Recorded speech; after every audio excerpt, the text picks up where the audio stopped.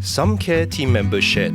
A father brings his overweight 19-year-old son, newly diagnosed with pre-diabetes, to the hospital.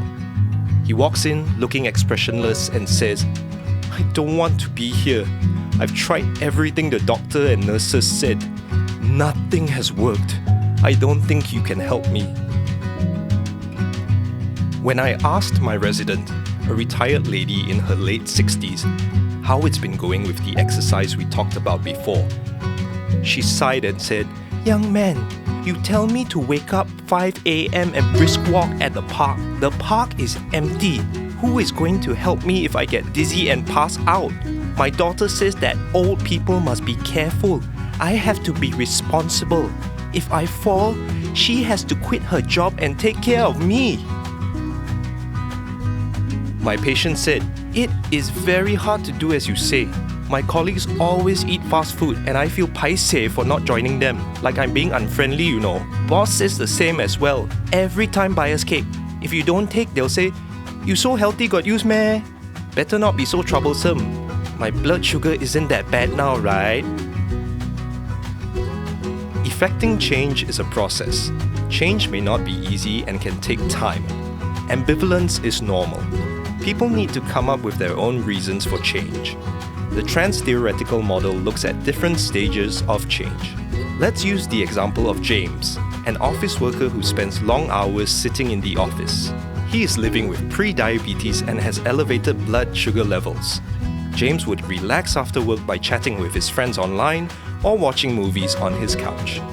At the pre-contemplation stage, James has no intention of changing his behavior and does not know that his lifestyle was considered sedentary. He sees no harm in his ways. His nurse educator informs him that his low level of physical activity is contributing to his elevated blood sugar levels.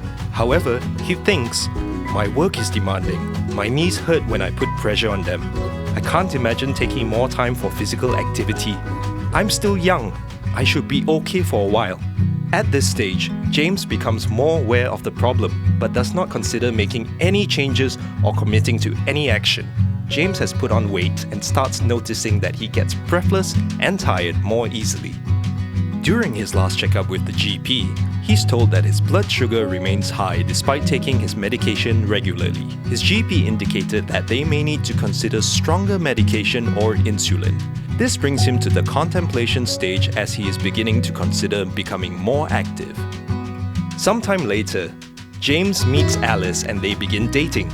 He wants to look good and show her that he is marriage material by keeping himself fit and healthy for their shared future. Hence, James seeks advice from his physiotherapist on how to exercise safely with his knee pain and set achievable goals. James is now at the preparation stage.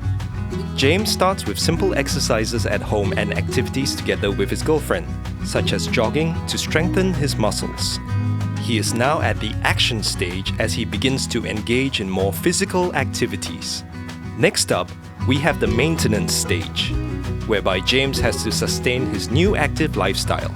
He has to persevere in spite of the challenges such as an increased workload and bad weather. In James's example, we see that knowledge or awareness alone was not enough for James to start thinking of changing his behavior. When he met his partner, his incentive for change came from within. He became intrinsically motivated to solve a problem, which was how to show his commitment to a shared future. And he thus moved through the stages. Tapping on what the patient values can motivate him or her to change and adopt new behaviors. Nagging doesn't work. People usually don't like to be told what to do. Many patients respond better to a softer style and prefer to motivate themselves and initiate their own change with a care team member's support. To better place patients to drive their own change, care team members should work with their patients' strengths and values, respectfully explore the patient's ambivalence and knowledge gaps, and ensure that they understand the information provided.